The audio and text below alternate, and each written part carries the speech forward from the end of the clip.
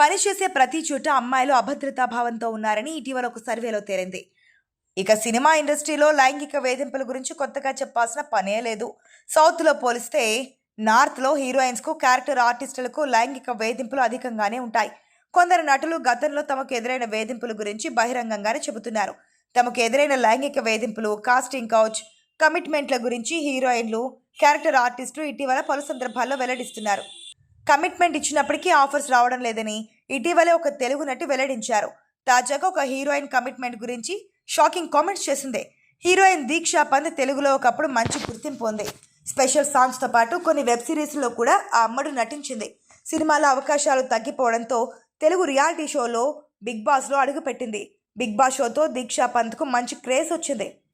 Big boss మొదటి సీజన్తో మంచి గుర్తింపు తెచ్చుకుంది నటి దీక్షా పంత్. పక్కా తెలుగు అమ్మాయి అయిన ఈ బ్యూటీ చాలా సినిమాల్లో నటించింది. అయితే తాజాగా ఓ ఇంటర్వ్యూలో పాల్గొని సినిమాల్లో అవకాశాలు, కాస్టింగ్ కౌచ్ గురించి షాకింగ్ కామెంట్స్ చేసింది. నేను మొదట్లో సినిమాల్లోకి రావాలని అనుకోలేదు, కానీ అనుకోకుండా వచ్చా. మొదట్లో మోడలింగ్ చేశా, దాంతో కొన్ని సినిమాల్లో అవకాశాలు వచ్చాయి. కానీ అవకాశాలు వచ్చినప్పుడల్లా చాలా ఇబ్బందులు పెట్టేవాళ్ళు. సినిమాలో అవకాశాలు ఇవ్వాలంటే ఇంకేదో కావాలని అడిగేవాళ్ళు. నేను ముఖం మీదే నో చెప్పేదాన్ని. దాంతో చాలా సినిమాల్లో అవకాశాలు కోల్పోయాను. అయినా సరే నన్ను నేను మార్చుకోలేదు. రాసుకొని పూసుకొని తిరగడం నాకు నచ్చదు. అందుకే నా లైఫ్లో సక్సెస్ లేదు.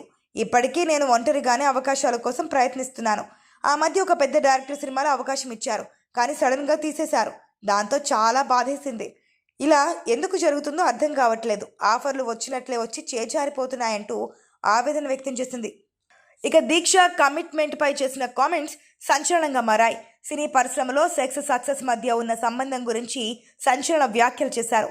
ఇండస్ట్రీలో సెక్స్ ఇస్తే సక్సెస్ ఇస్తారనే కల్చర్పై ఆమె అభిప్రాయం అడగగా, ఇద్దరికి ఇష్టం ఉన్నప్పుడు sex, success hand in hand తీసుకోవడంలో తప్పేముంది? దీని గురించి మనం ప్రశ్నించడానికి మనం ఎవరం అని అన్నారు. అయితే తాను మాత్రం అలా ఎప్పుడు చేయలేదని, అందుకే సినీ పరిశ్రమలో విజయం సాధించలేదని దీక్ష స్పష్టం చేశారు. కొత్తగా సినీ పరిశ్రమలోకి వచ్చినప్పుడు ఇలాంటి కాస్టింగ్ కౌచ్ అనుభవాలు 2 సార్లు ఎదురయ్యాయని, కానీ తాను వాటిని పట్టించుకోలేదని తెలిపారు.